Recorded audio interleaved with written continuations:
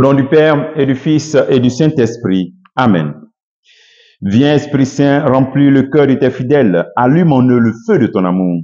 Envoie ton esprit et tout sera créé, et tu renouvelleras la face de la terre. Bien-aimés dans le Christ, nous sommes en ce lundi 30 septembre et nous célébrons cette mémoire de Saint Jérôme, prêtre et docteur. Et la parole de Dieu qui nous est proposée est extraite de l'évangile de Luc, chapitre 9, versets 46 à 50.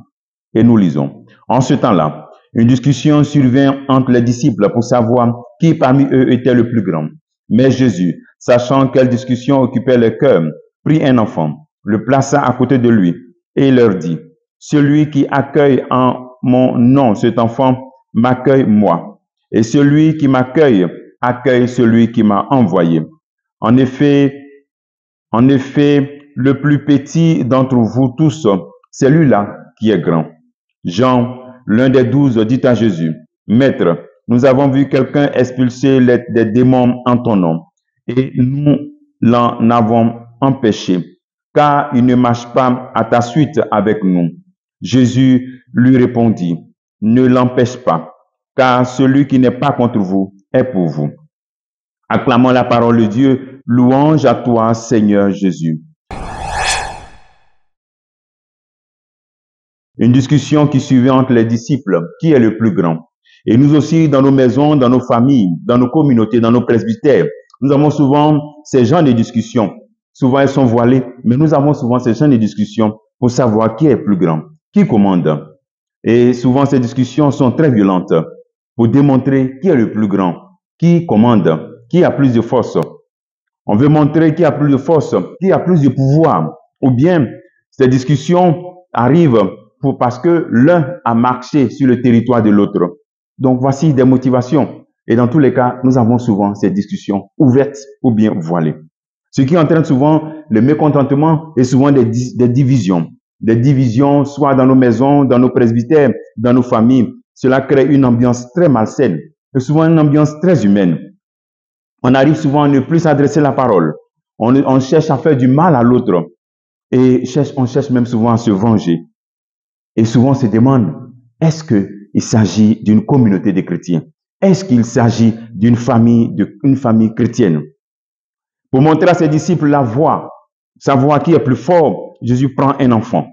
Un enfant, il le place à côté de lui et lui dit, celui qui accueille un enfant, celui qui accueille cet enfant, il m'accueille, moi. Et celui qui m'accueille accueille celui qui m'a envoyé. En effet, le plus petit d'entre vous, c'est lui-là qui est plus grand. Le geste que le Christ montre, c'est un geste d'abord d'élection et de choix. Dieu nous a choisis, nous sommes des enfants de Dieu. Et il nous a accueillis comme ses enfants, malgré nos erreurs, malgré nos faiblesses, malgré nos péchés. Alors donc, en faisant ce geste, le Seigneur rappelle aux disciples que la même chose que Dieu a fait pour nous, nous devons faire aussi les uns les autres.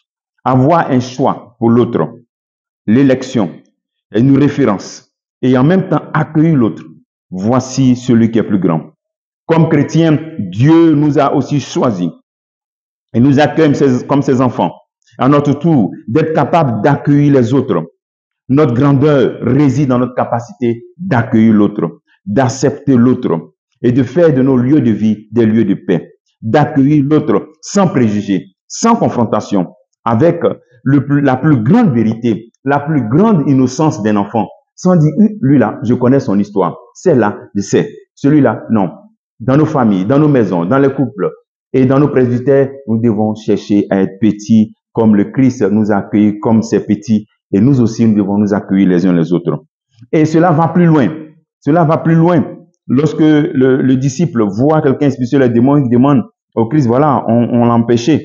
Alors, donc, un groupe de chrétiens n'entrave pas l'action missionnaire. Lorsque nous sommes dans un groupe, cela n'entrave pas une autre action missionnaire.